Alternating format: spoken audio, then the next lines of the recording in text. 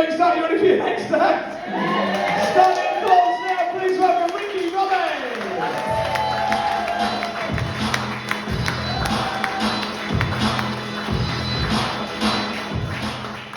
Evening, folks. Are we well? Amazing. Right, before we start, I know there's a few of you not drinking tonight. Share some good news with you. As of today, I am 100 days drug and alcohol free. Not consecutively. It's been over a 5-year period. It feels like a win. I'm having that one.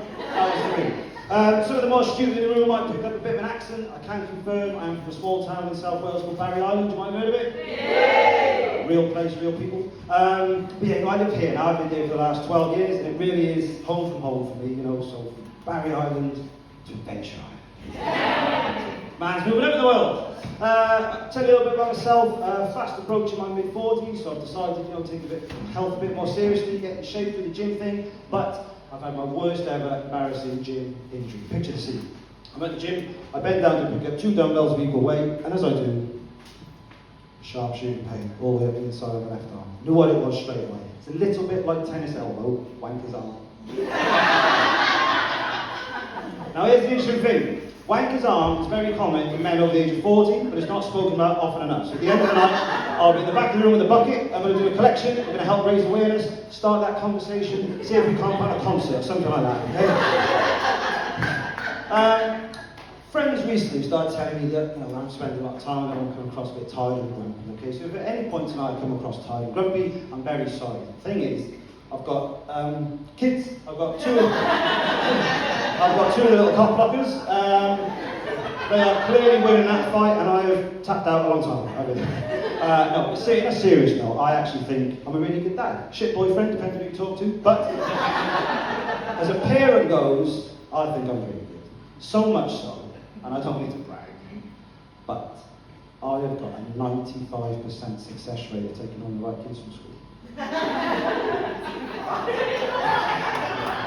Yeah, now this bothers me a little bit, right? Because if you're 95% good in any other walk of life, you are smashing it. I take on one wrong fucking kid, and that has ruined it for me.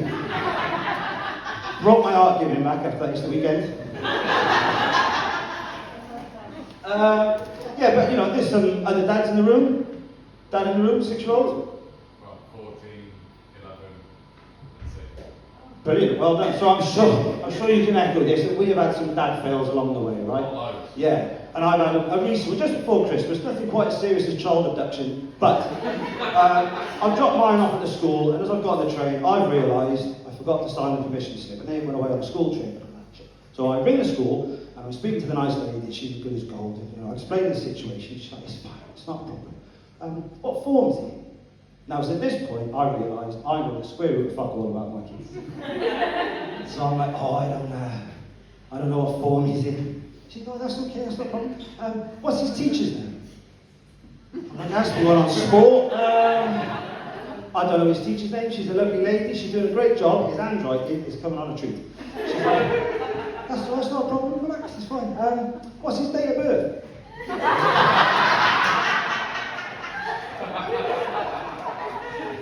Now at this point, I did panic and I overreacted and I lashed out and I'm not proud of it. And I said, listen lady, I know my name, I know his name. I think that's enough information to get through this next bit, don't you? She was totally cool. Clearly not her first dad phone call of the day. She's dealt with this 1,000 times before. She calmed me down, left her some breathing techniques. Turns out wrong school.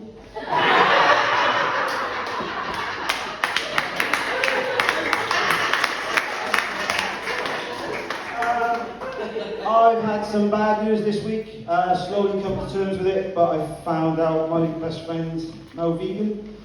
Yeah. I don't know if you realise this, but when you find out your best mate is vegan, and I don't mean someone you get introduced to that is vegan and becomes a friend of yours, your best mate that knows the good, the bad, the ugly of you, finding out that he's become vegan is like finding out he's terminally ill. Have you realised that? You'll be minding your own business and your mate will be like, you heard about Dave? No. It's vegan. Since when? Tracy said Thursday. You want Thursday? I see him Monday, didn't say you're tired and weak, but this weird energy is really annoying. start a GoFundMe page and start eating chicken in Nando's in his honour. It's what you would have wanted, it's what you would have wanted. I'll tell you a little bit more about myself. So I'm single, as you probably worked out from the majority of the content of this material. I don't want to be single forever. I want to lovely couples like yourselves. I want to get back out there, meet someone special you can share things with, like hot water, gas, electric.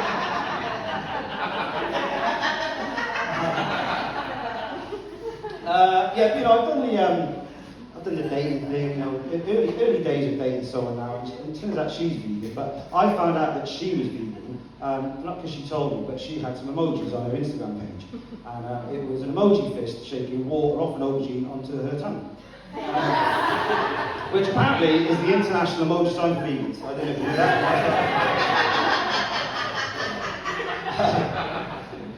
Actually, I don't know. Oh yeah. But I've been in relationships, and I actually feel that being single is a lot harder than being in a relationship. I found being in a relationship a lot easier. There was a time when I was with the woman that was the beautiful mother to my 2 children, and we'd be sat at home, and she said to me, "Get up! We need milk and eggs." And I would get up, I go to the shop, I get milk and eggs, I come home, milk and eggs go in the fridge, I sit back down, easy win. Fellas, we like the easy win, don't we? Now I'm a single man, I am able to make the decision for myself that I too need milk and eggs. I will go to the shop as a single man, and when I walk into the shop, I realise, as a fully grown adult male, I'm going to make the decision that I want 4 bottles of beer. Now, this is where the magic happens. I go to the fridge and I pick up my 4 bottles of beer for £5.50. I then see there's an offer on for the same 4 bottles of beer and an oven pizza for a £5. If you shop at Co-op, you know what I'm about. I've now saved 50p and gained a meal. This is what stay-at-home mums on Instagram call a life hack.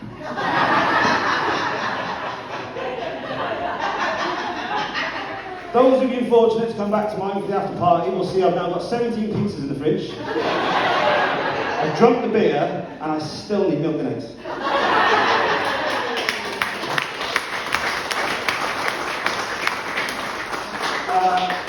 But as I said, I'm doing, been seeing this girl.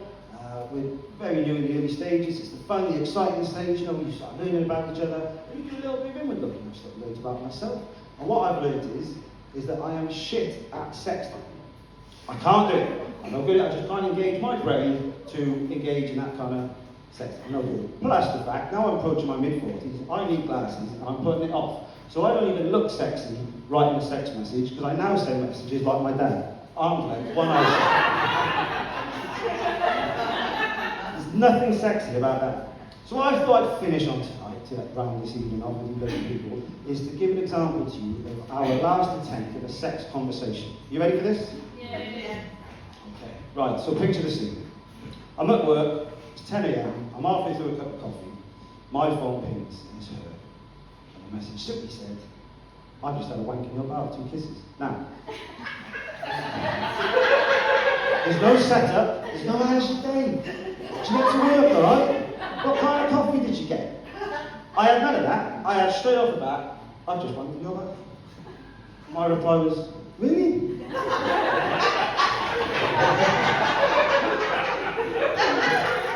"Why have you done that?" She said, "I always get horny in the bath." I said, "It's a bit weird, wife. What's happening?" She said, "Why is that weird? It's 10 a.m. and you've had a wank in my bath." She said, "Yeah, I like to do it when I take a bath." "Oh, you were already in the bath." She said, "Did you think I'd gone to an empty bath?"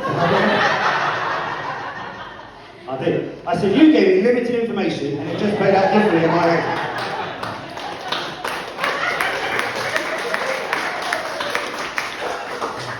She then called me a dickhead and said, "Don't you want to know what I was thinking about?" I said, "Yes, of course." So she's typing. And then I panicked. And I went, "Wait! Was this one of those full to the brim steaming hot baths that started to peel the paint off the ceiling in my bathroom?" She's like, "Yeah, that's like my baths. What the hell is wrong with you?" So I'm just trying to work out how much this wank is going to cost us in hot water.